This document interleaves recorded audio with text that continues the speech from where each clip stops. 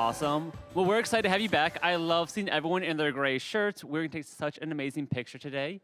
But before that, we have yet another amazing keynote speaker. So, Dr. Shauna T. Sobers is an author, leadership development consultant, and CEO of Shauna Sobers LLC, a company specializing in leadership for professional development of supervisors, managers, teams, and organizations. She is passionate about helping others recognize their talents and building resilience and communication across differences. I've worked with Shauna many times, and that is very much true. Dr. Sobers has a doctorate of education and admin and leadership from the University of Pacific in Stockton, California, and certifications in strengths approach to higher education and leadership and student success, as well as the intercultural development in inventory. For over decades, Dr. Sobers has been coaching individuals and teams, facilitating discussions, and leading workshops and retreats for leaders of all levels on topics such as understanding Clifton strengths, results, managing conflict, developing resilience, and intercultural communication.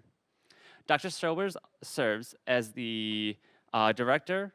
Phone just went wild. Dr. Sobers serves as the director of the Student Experience for Masters of Science program at the McCombs School of Business, with 14 years of experience working in student affairs as an administrator and 6 years at colleges and universities. In 2016, Dr. Sobers recorded a NASPA Student Affairs speaking video entitled Resilience Tree, Growing Pathways to Senior Leadership, where she unveiled her resilience tree model based on the 2014 research. In 2020, the model was featured in a chapter of the book, Footprints for Success, Stories of Impact from Leadership for Entrepreneurs. Dr. Sobers will be publishing a solo book about this model soon. If postings about this, so if you are interested, please reach out to Dr. Sobers, and please give it up for her, for one of my friends, Dr. T. Sobers. Thank you. All right. Hi, everybody. All right. I want you to know this. Everything you need to succeed is already within you. There's going to be things that we talk about or have already been talked about at this conference that are good refreshers, good reminders, or maybe new perspectives to consider, but know that you already have everything you need within you. So with that being said, we're going to start with you all. I want you to turn to somebody next to you, introduce yourself to them, and tell them about a time when you felt a sense of accomplishment and/or you were proud of yourself. I will give you 2 minutes. Go for it.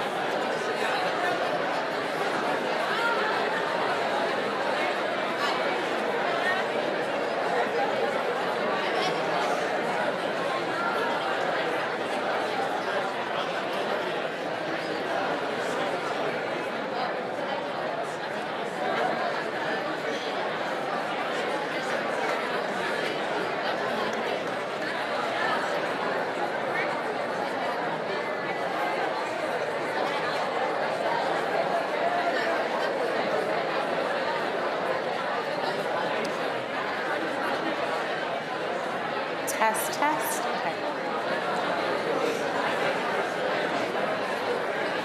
All right. Anyone want to share with the whole group something that they're proud of or an accomplishment? Yes. I know we can run. With the micro, where did my microphone just go? Oh, she took it, okay. Just give a second.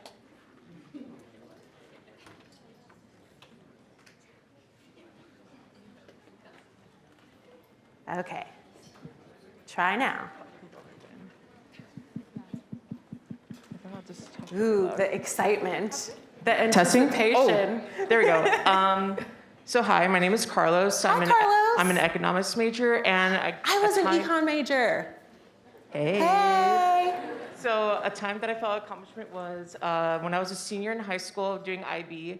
I auditioned to be in my city symphony, and I got the job. I became a member of my city's orchestra, and I was the youngest member at the time. Excellent. Thank you.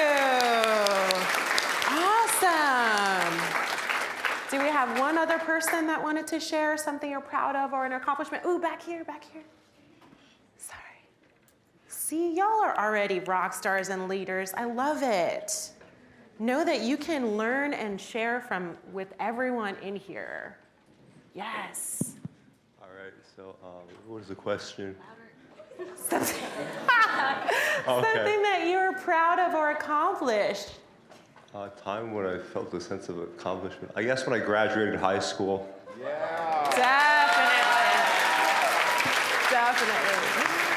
Awesome. I love that. Okay, so I have this QR code. If you all can open that up and answer this question. How are you feeling about starting classes and/or starting college next week? What are some of the things that you're feeling? Share. And I'll open it up so we can see the word cloud coming in.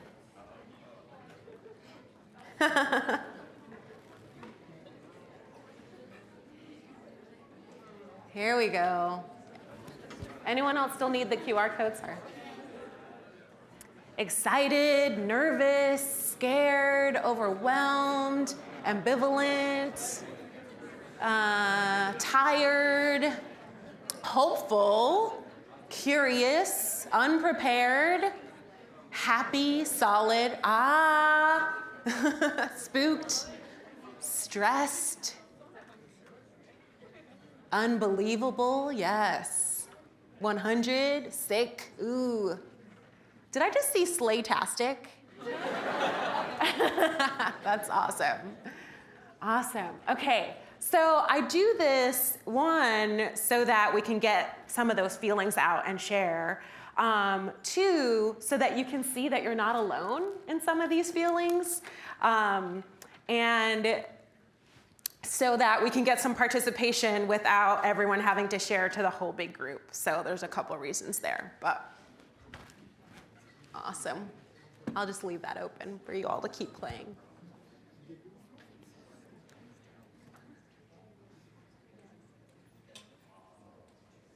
Oh.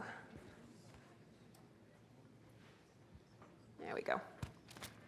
All right, so who has heard the term imposter syndrome? Yes, we've all heard it, but I wanted to talk a little bit about it today, not too long, but a little bit about it today because there was one of my RAs when I worked in housing, Megan Perry, did a presentation. Anyone know the game Among Us?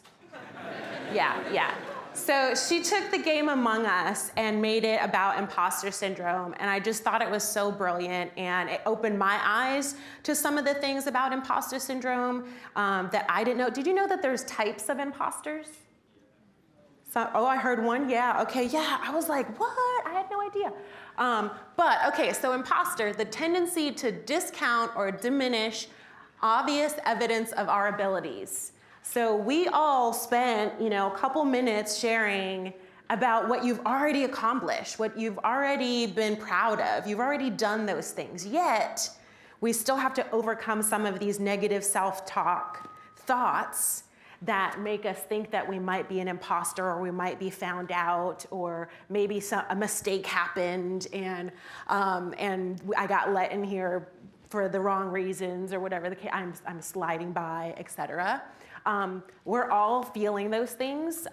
Even me today, it's just like, oh no, they asked me to be a keynote. This must be a mistake. All of those things still tend to happen, but we can control it. So here's some of the types of imposter syndromes based off of Among Us. So there's the perfectionist, the superhuman, the natural genius, the soloist, and the expert. So excuse me while I read some of this, just because it's easier to do that, right? So starting with the perfectionist. They set excessive high goals for themselves. If you identify with any of this, you can like just, give a shout, give a giggle, like, it was like, upon failing at these goals, they experience major self-doubt and worry about measuring up. Success is rarely satisfying because they believe they could have done even better. Okay, we got some perfection. All right, how about this one? They push themselves hard, or this is the superhuman. I definitely identify with this one. They push themselves harder and harder to measure up to their peers, or maybe even to themselves, their last thing, they want to outdo themselves, right?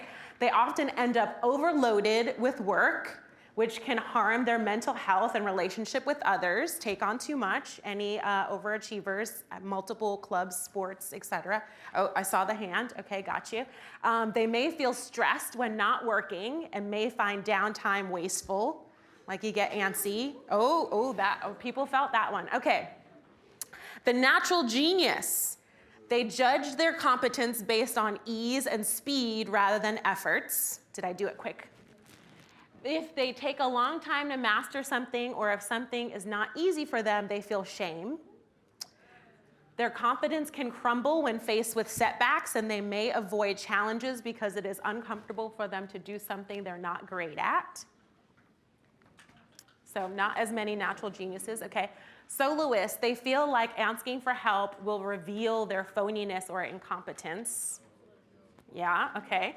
They will try and be independent to the extent that they may refuse assistance just to try and prove their worth. I know I definitely do that. They may frame requests in terms of the requirements of a project rather than their needs. Oh, it's what was required of me, not I need help with that kind of thing. The soloist, Lone Ranger. The expert, they measure their competence based on what and how much they know or can do. They believe they can never know enough and fear being exposed as inexperienced or lacking knowledge. And this tendency to endlessly seek out more information can end up being a detriment and a form of procrastination.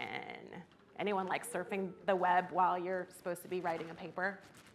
That's this one, the expert. Okay, so just reactions to this. Initial thoughts, reactions. Identify with it? Yeah. All right, so one of the ways that we're going to counter this and build our resilience so that we can go through it.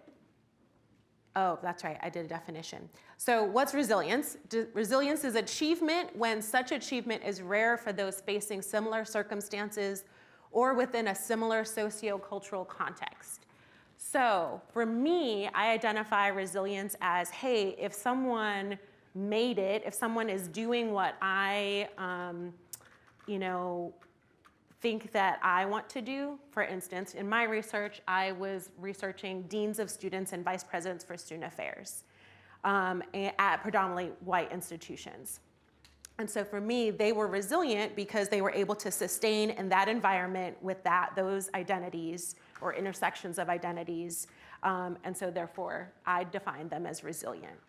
But what is resilient for you is going to be determined based on what circumstances and situations you're thinking about or talking about, right? But essentially, it's whoever's in that particular environment with those circumstances and continue to achieve and overcome so that they can get to those accomplishments, right? All right, so there's different resilience models. There's 3, challenge, protective factor, but the one that I used in my research is called compensatory variables. And essentially what that means is it doesn't intersect with the risks. So we're defining risk as what you have to withstand that inhibits your progression towards your goal. So any of those may be self-thoughts or systems or whatever it is, those are your risk factors. Where the resilience is going to come in is not going to intersect with the risk factor, but they're going to be the things that you can control, the things that are going to be in your life that are going to help build you up so that then you can withstand those risk factors that will eventually get to your outcome. Now, I will note that the risk factors, it's not like a one and done. It's a ratio. So the more risk factors you have, the more variables you need in your life to withstand it so that you're built up. Okay, I'm gonna just stop there. All right, so there's 4 components. The first one is roots. And I chose a tree just so that we would have that visual. I like that imagery and the analogy of a tree. So the first one is roots. Roots, so I'm thinking about a tree, depending on where we are. We might be thinking of palm trees or oak trees or spruce trees, whatever. But all of them have roots. And roots are going to take from the ground, the earth, the environment, and feed itself, right? So with roots, in terms of you all, that's going to look like what grounds you, what helps you refuel, what gives you energy, what motivates you. When you're about to crash and burn out, what are those things that you can do to decompress? I kind of think about it like a cell phone battery. So there are days when I leave the house and I forgot to charge my cell phone overnight. Dang it. And then I'm running around all day with my cell phone battery almost about to die, and I'm plugging it in as I'm using it in the car. And so every time I look at it, it's like at the same battery strength, right? Oh, the not thank you. It's just like, yes, I've been there. And yet it's like I could never just get filled up with battery. So you are like a cell phone battery sometimes. And the roots, that grounding is when you need to completely stop using the cell phone, charge the battery, and do nothing else while you're charging the battery. Unplug from the world and plug into whatever it is those activities that like fill you up. So for some of my participants, that looked like going to church, being around people who look like you or who have similar interests as you. So going rock climbing, or for me, going salsa dancing, journaling, Bikram yoga, etc. So it's kind of like, we keep hearing this plain thing, right? You have to put, your mask on first before you can put on a child's or someone who needs assistance. But why do they remind you of that? It's because we're naturally wired to help other people. So we need the reminder to do for ourselves so that we can do for others. Because if we're drained, then when we give to others, because we're still going to try, we might come off with an attitude and bitter and sour and harsh and all of those things. And so then we really can't give. So that's why I want us to reframe the thought that selfishness or focusing on self is a bad or negative thing. And it's because of this woman that I'm rethinking that whole idea. She's in her 90s and is more flexible than I will ever be in Bikram yoga. This is Emmy Cleaves. And I went to a retreat, a women's retreat with her, and she said, you know what? You all are admiring me and my strength and my practice. And she was like, but really you're admiring my selfishness. Because I woke up every day and went into my practice and put in the work in myself. So now I'm strong enough and I have this ability that I can then now share and teach you all how to do the same.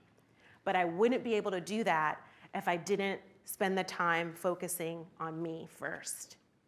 And that just was really powerful for me to reshift, reframe, think differently, add a perspective to what's already in me to be able to pull that out and be able to choose me sometimes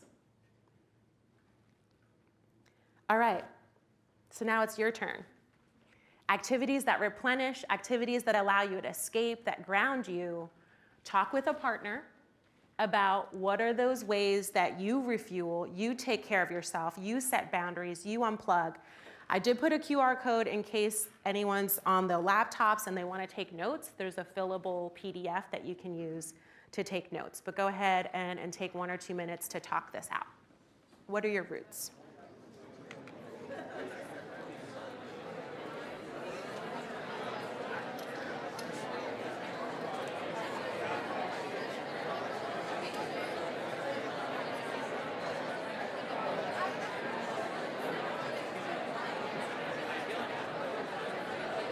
Okay. I think it's okay. I think it is, yeah. Okay. Yes, yes. Just checking in, not trying to get you. Yeah.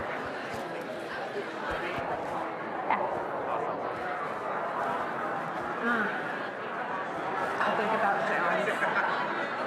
He's thinking right now. He's thinking.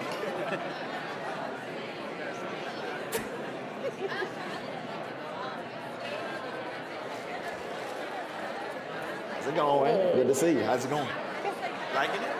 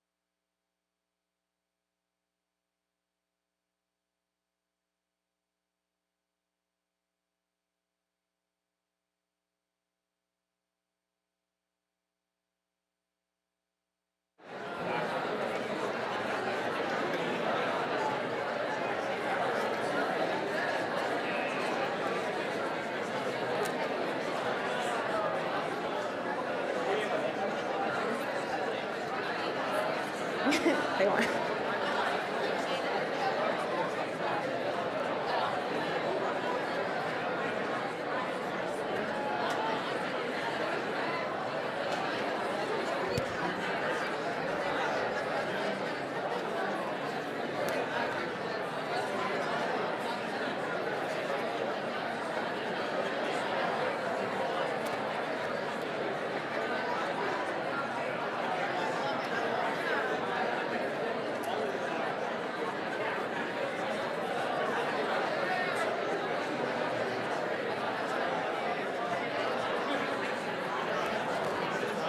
I'll send these to you. Oh, thank you.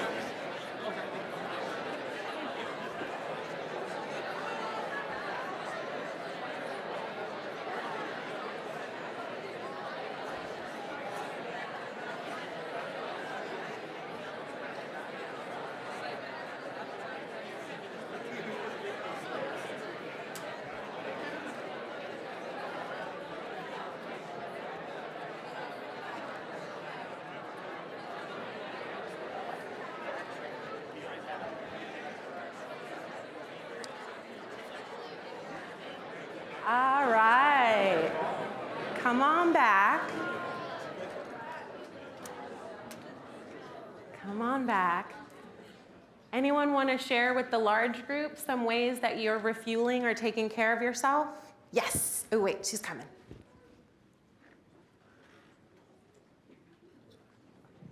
I refuel by like working out and like just listening to music, working out, like releasing all my stress. And I take care of myself by just like having good hygiene and like practicing good because I think that's always good. And then setting boundaries, like I communicate with like whoever, like my friends or like my relationship, like, hey, I don't like this. I hope like you're okay with that. And I want the same communication in return because setting boundaries is always good. Yes, so good. Thank you. Yes. There's a young lady over here. And then certainly I put up the QR code so you all can add to it. Let me pull up the word cloud.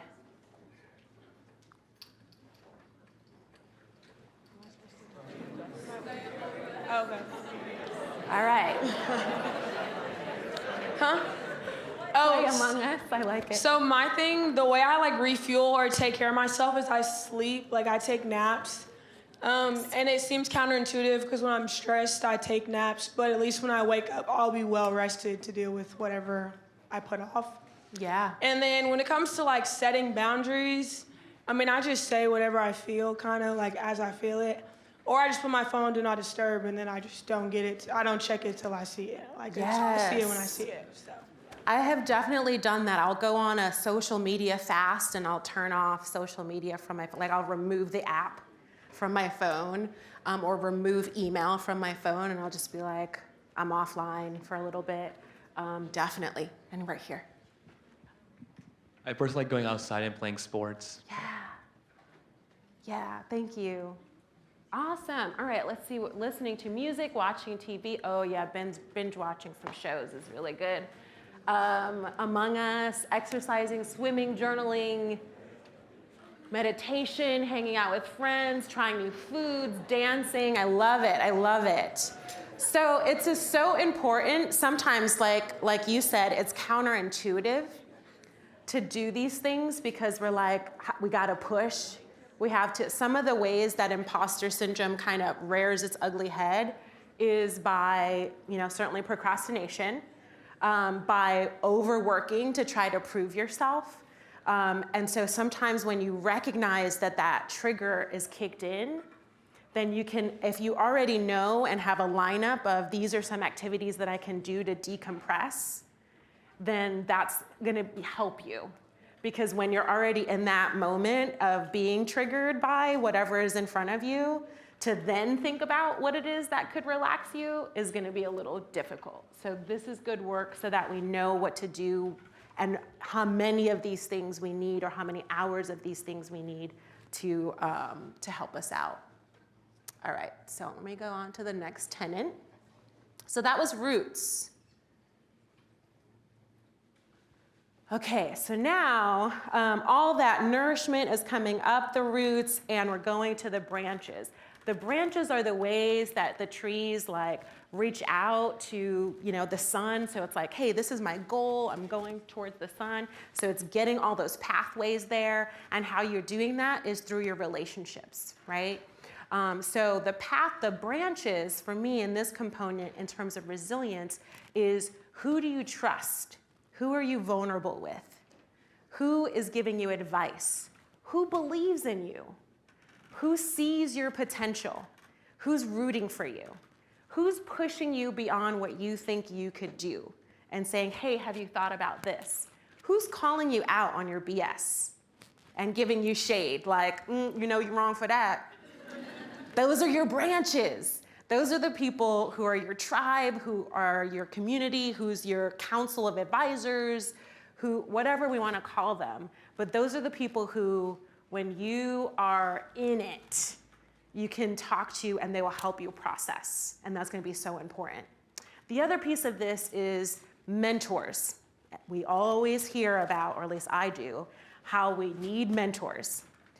But how do you get mentors? What's the steps? Especially if I'm in a shame spiral or I'm thinking that I'm an imposter. I don't want to be vulnerable and ask someone for help. And if I'm a mentor and I have someone asking me for help, I'm like, I don't know you. I'm not going to put my reputation claiming that you're my mentee. That's really difficult, challenging risk that you're taking, right? So instead of trying to get a mentor, my suggestion here is let it organically happen. Build those relationships in terms of listening out for who's believing in you and who is willing and wanting to give you of that time. So if someone says, hey, contact me, hey, let's do lunch, hey, come to my office hours, whatever the case may be, that's one small breadcrumb and hint that they're wanting to invest in you. Take them up on it, go, and then slowly build that over time. And it doesn't always have to be someone who's quote unquote older or more experienced. It can be your peers as well. If they know something, if they've accomplished something that you want to know more about, ask them about it. And slowly you're going to lunch or going to dinner or going out for smoothies or coffee or whatever the case may be, will eventually grow into something that you are feeling a good sense of, hey, I can get advice from this person. I can trust this person with my information, etc. Because in my research, all of the vice presidents and deans who called somebody their mentor in the moment that that was happening, they didn't call them a mentor. It was only in hindsight upon reflection that they said, oh, this person was really pivotal in my life. And so when we then tell you, oh, what you need is a mentor, we actually are doing you a disservice, because then you're going out seeking this like perfect storm of this is what someone has to be. The other piece that I like about this component is that branches sometimes break off. And so sometimes those relationships are only in your life for a particular season or reason. And it's okay that those break off, and it's okay that that's not in your life anymore, but that doesn't mean that it wasn't valuable when it was. And so I think that's an important piece, is sometimes my connection to you leads you to another person and that takes off, or sometimes it's gonna be broken. Okay, one of my mentors told me, don't give a pig your pearls. So being wary of who you trust. I kind of think of like Mean Girls or like cliques in high school or things like that, where it's like, hey, are my secrets gonna be, or if I'm sharing something with you, is it gonna be ending up in the newspaper or ending up in gossip or ending up being used against me in an argument? And if that happens to you and you trust someone and they violate that trust, they just told you who they are. And as Dr. Maya Angelou says, if someone shows you who they are, believe them the first time. And so it's like, okay, that's cool. I now know that you're not necessarily out of my life, but you're this type of friend. You're in this window. You're in this realm. And I'm going to tell you these types of things, but not these. And I'm going to hold the rest close to my heart. Because that's going to build your resilience up. Having the people that are close to you who you feel like you can really talk to, and also knowing and being aware of who you can't talk to about certain things. Is that making sense? All right, so different tenets of branches. Here we go. People who challenge you to be your best self, people who use their network to help you, people who walk with you, or thinking about like listening to your testimony, people who see and affirm your potential, people who are a witness to your story, people who give you encouragement and a space to grow, people who push you to go for opportunities you might not otherwise, people who believe in you. All right, so with all of those things in mind, who are those people for you? And if we start thinking about building your resilience here, who or where might you find those pockets of communities? Ready, go.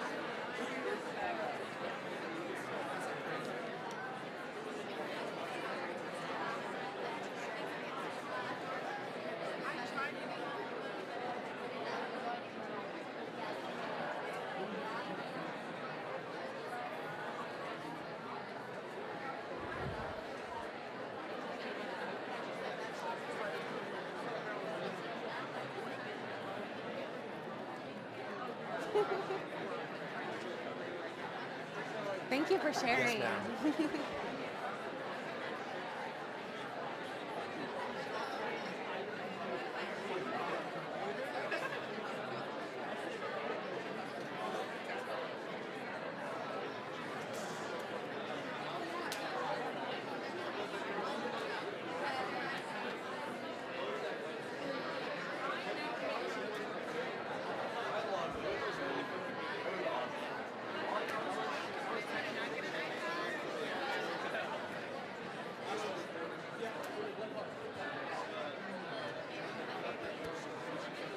Thank you for sharing.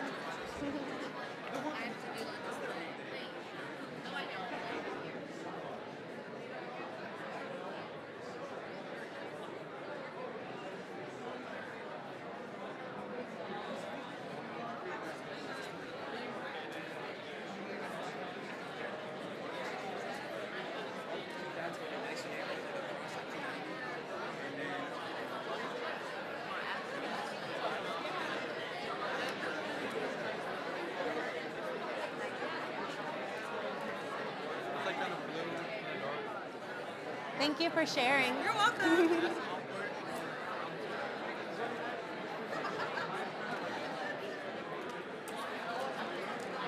Ooh, yes, the color coding. Yes.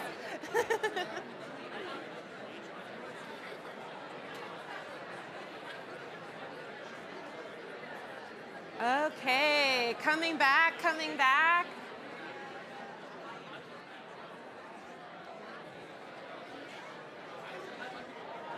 All right.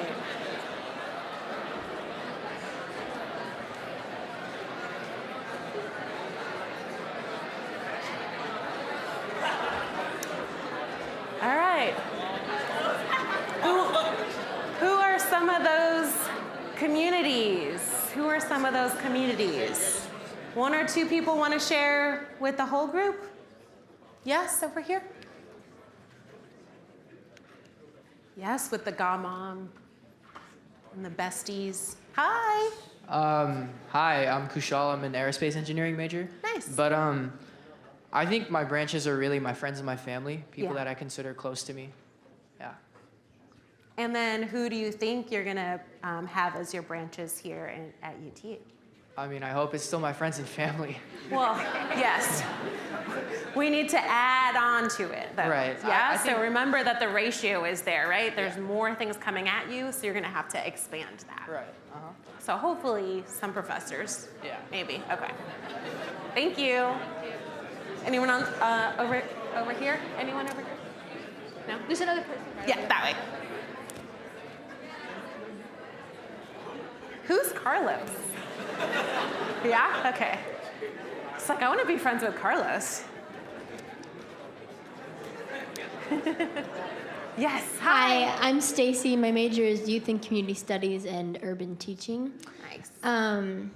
My support system was in high school. A lot of the teachers and assistant principals that I still keep in touch with Nice. helped me get through high school. So I think they'll help me get through college. And then here, hoping to make a couple new friends and get in touch with the therapist in my major.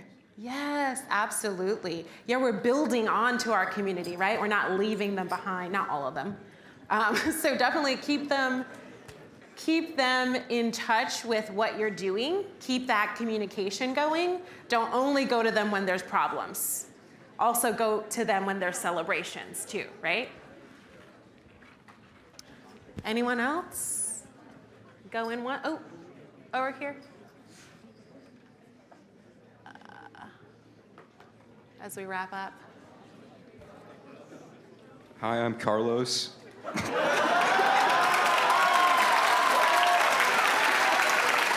No, I'm not actually Carlos. I just did it for $1, but yeah, I'm Ricky. I guess my family's my support group. That's all I wanted to say.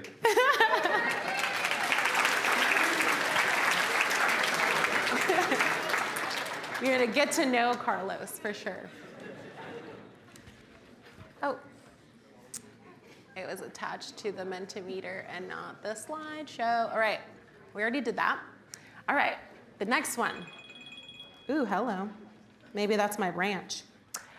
So the first one was roots. The second one was this third one is leaves or fruit or whatever type of tree you have, whatever it produces, right?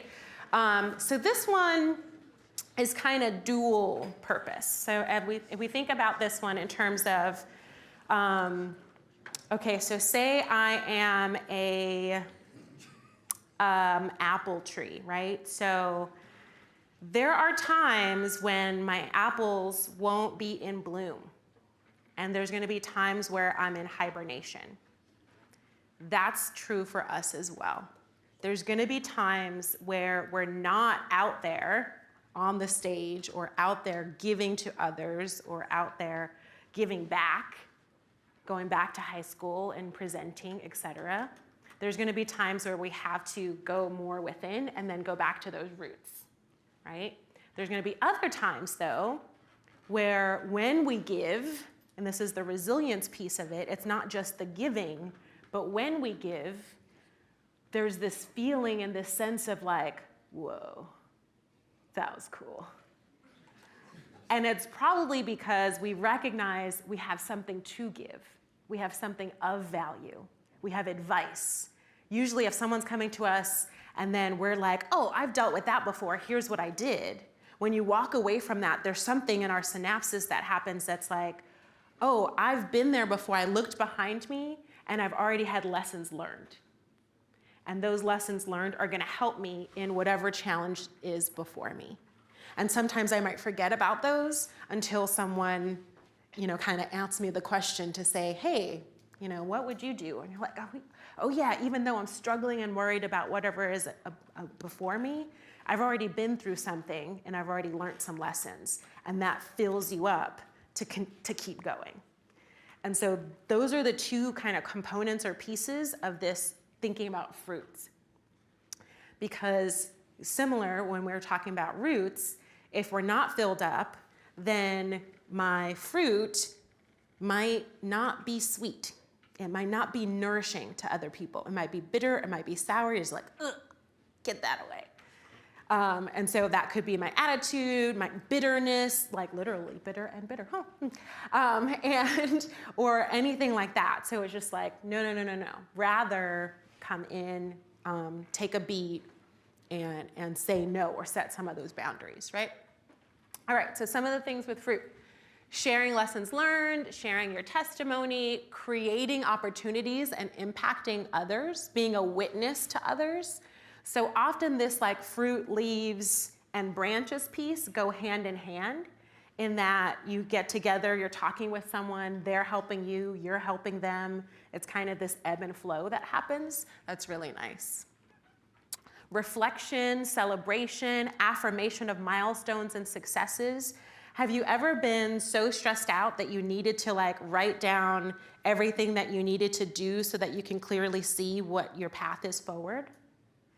Similarly, you can write down everything that you have already done so that you can celebrate and praise yourself for, hey, it's not all bad and I'm not, there's nothing wrong with me and I am enough because look at all that I have done. So that balancing of that reflection, that milestone, that celebration, that's important as well. And we saw with the imposter syndromes, there's some, which one? I think it was the perfection one, who was like, okay, I finished something and now I actually am deflated and I'm not motivated and I'm feeling bad about it. And so this component is recognizing, hey, it's okay for me to take a moment before I do something else to celebrate. Giving back to communities or groups of which you have been a part of, organizing and presenting, advising others who have been where you've been. Those are all some of the things that are fruit, leaves, or flowers. I kind of think about Encanto.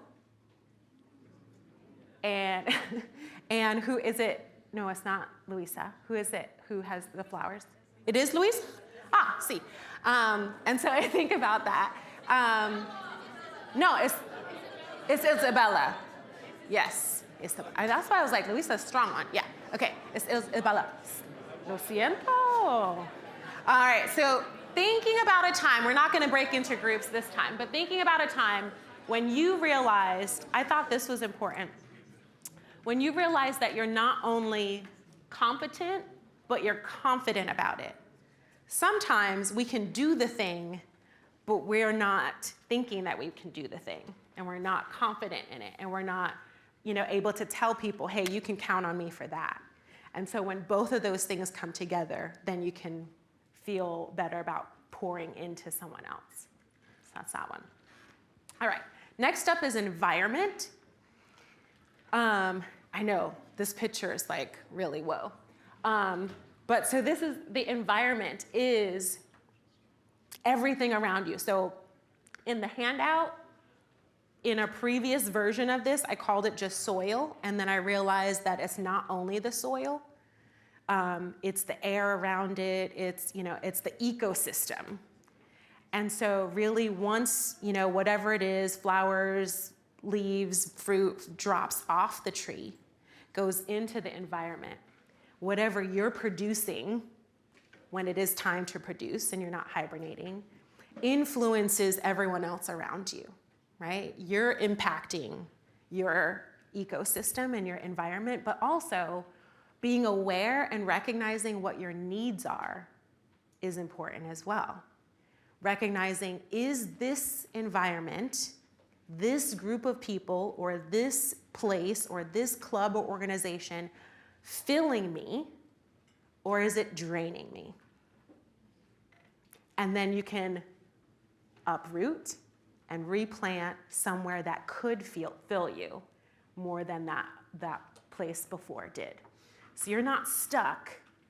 You have a choice of what you will take and how you're going to communicate, how you want to be treated, and what you need. But that's going to take a lot of self-awareness of, what do I need? What do I bring to the table?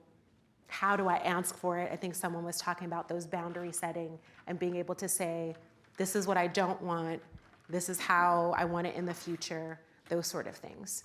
And so picking up on the clues and cues of sometimes it's out of your control and it's the system that's in place and the infrastructure of how things operate. But what you can control is yourself and your reactions and your responses to those things. And so that's what's gonna give you more energy, that resilience to withstand whatever it is, hey, do I need to exit stage left or not? And if I don't, who are the people I'm talking to, and what are the things I'm doing to refuel? Make sense? So this one's observing the cues, knowing when to uproot and replant, and acknowledging your impact. So what do you need to be supported by your branches, by your professors, by your clubs, by your orgs? Thinking through those things, do you know? And then likewise, as we're talking about imposter syndrome, are the things that you're bringing to the table being judged correctly? Are we thinking about them through a positive lens, positive impact, positive intent? Or are you comparing yourself to others and thinking that you have to do it the way that other people do it? It's kind of like the fish looking at the monkey, wishing that it could climb, instead of celebrating that it can swim. And so recognizing when, hey, I'm not like others in this major or others in this organization, and that's okay. And not only is it okay, but that's my superpower. That's what I contribute. Or I'm gonna go find what's a group of fish? My school. Ha, that worked out. Right? So that's an environment. Thoughts about this one? Anyone want to share about an environment that they're in, or needs that they have, or things they've picked up on? Yes. They're coming.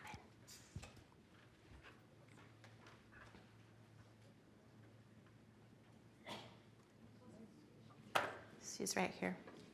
Thank you. Hi, I'm Nana Fia, in my major sociology. And what I really liked about the environment part was that at UT, I'm going to be able to make my own choices, because I felt like at home I was really restricted to the things that I had to do or more so needed to do. So I feel good about the fact that if I don't feel comfortable in a certain org, I have the choice to leave it. Absolutely. Yeah, claps for that. Yeah. That's an important piece. That self-efficacy piece is an important piece of this college development and this leadership development that we're going through, and how you don't allow yourself to kind of lose yourself and be drained in certain spaces or organizations or with certain people. Making those choices to say, this is what I need, this is what I value, this is what I'm about, this is what I stand for, you know, those sort of things. And knowing that it can change depending on information that's coming in. You can make a different choice. And so the choices that you make now, even though it may feel like it won't impact the whole rest of your life. And so I say that, let me just share one small story. So I am an econ major and a dance minor. Okay, and so I'm like, what was I doing with that? I don't know. But that wasn't the point. The point was, at least my understanding of the point of college is to experience things, to learn how to present, to learn how to synthesize information. And the majors are just there to hold your interest while you're learning those skills, right? Certainly, yes, there are other majors that are like very specific, but in general, you know, those are the things.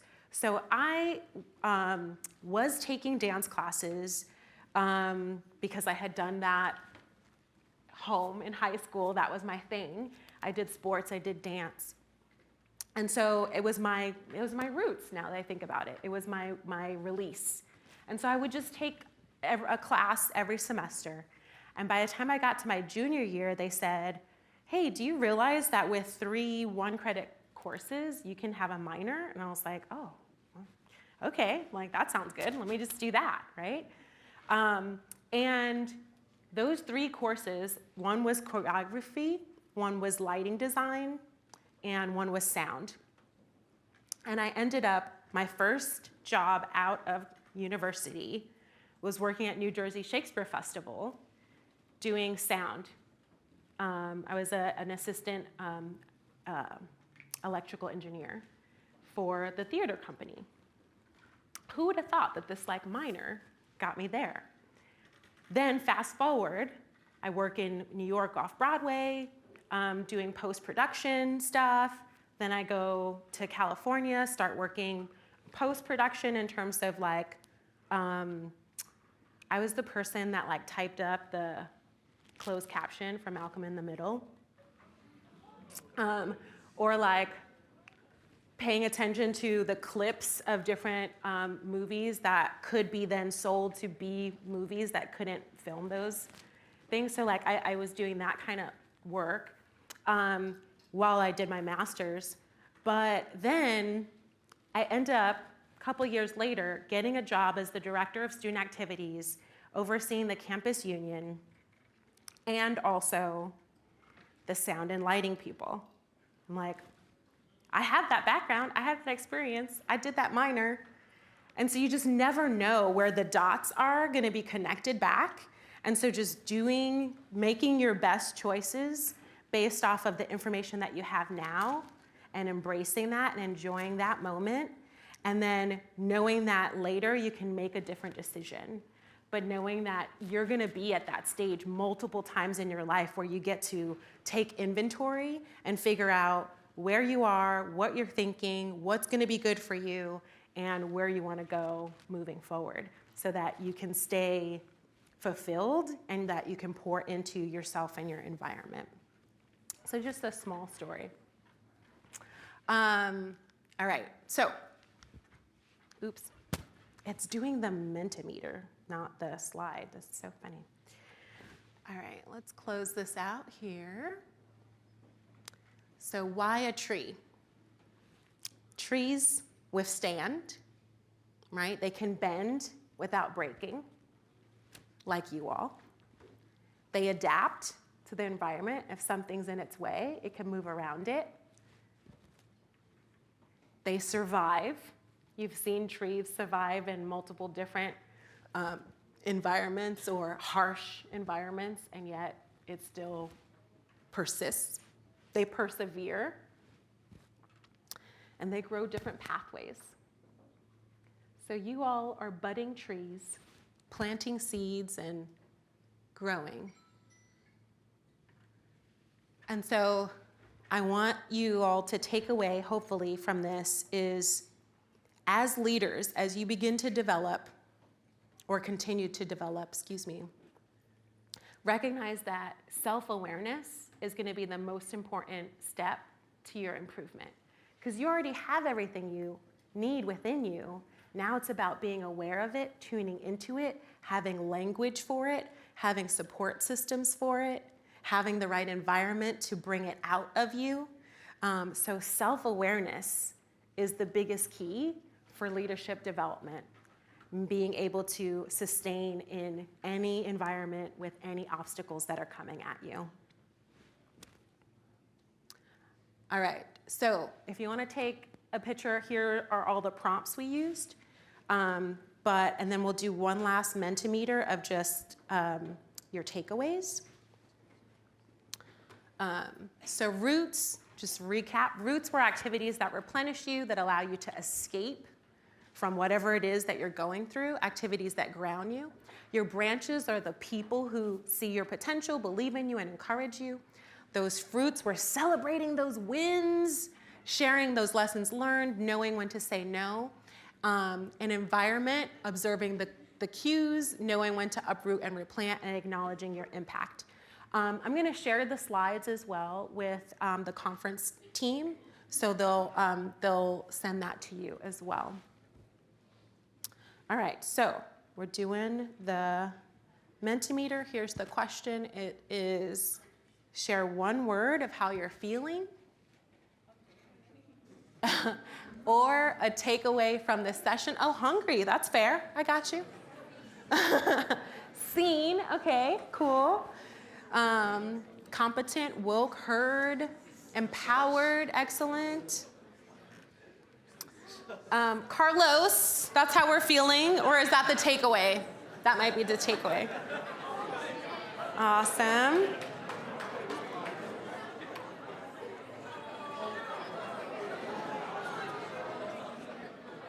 Oops.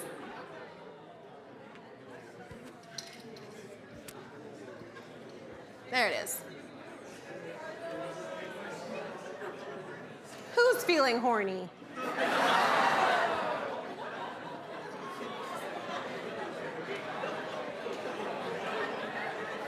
All right.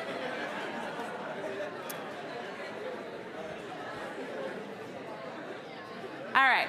So one other thing I wanted to make sure that I tell you, because it's the foundation of my research, is in positive psychology.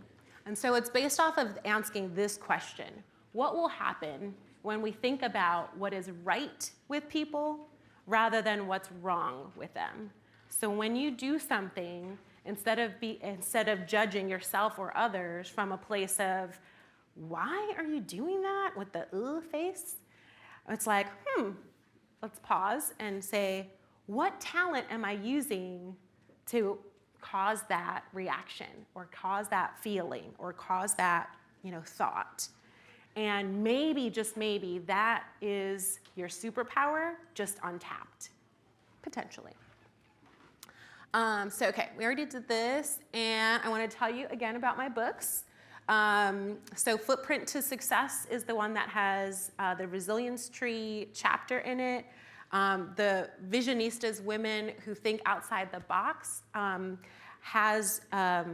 it talks about dance, because I am a Latin dance instructor. And so I did a TED Talk on dance and leadership. And so I wrote up the chapter about that, and coming soon is going to be Resilience Tree for supervisors and mentors, specifically working with people of color and how to support them. So that's coming soon.